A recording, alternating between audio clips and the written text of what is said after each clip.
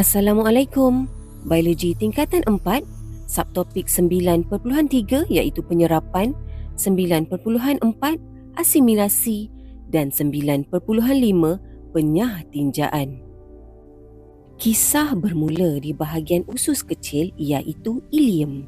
Dinding dalam ileum dilapisi oleh jutaan unjuran halus yang berbentuk seakan jari yang dipanggil villus. Struktur berlipat-lipat wujud supaya jumlah permukaan bertambah pantas untuk penyerapan nutrien. Dinding epithelium villus sangat nipis, hanya setebal satu sel sahaja. Di dalam villus wujud dua lebuh raya pengangkut utama, iaitu jaringan kapilari darah dan lakteal. Jaringan kapilari darah mengangkut glukosa dan asid amino.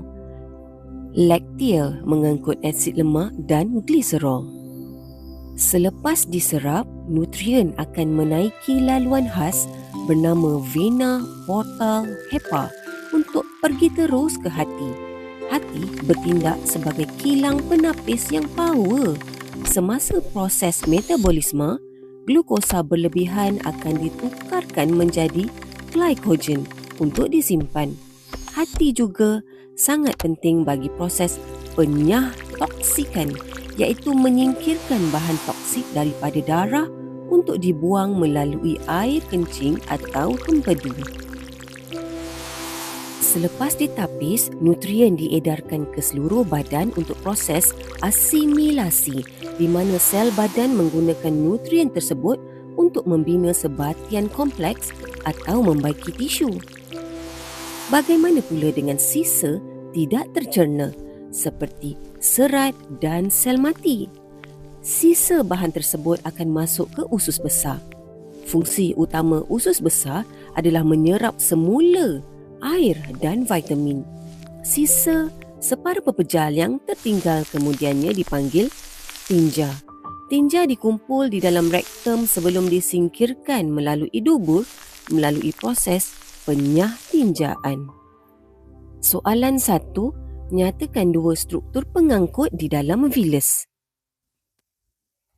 Jawapannya, jaringan kapilarah dan lakteal.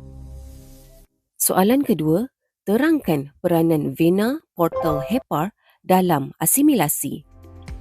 Jawapannya ialah, vena portal hepa mengangkut darah yang kaya dengan nutrien dari ileum ke hati untuk diproses dan ditapis. Soalan ketiga, ramalkan apa yang terjadi sekiranya usus besar kita rosak dan tidak berfungsi. Jawapannya, kita akan mengalami cirit-birit. Tinja menjadi cair kerana penyerapan semula air tidak berlaku dengan cekap, lalu menyebabkan kandungan air yang tinggi kekal di dalam tinja. Okey semua, that's all for now. Thank you.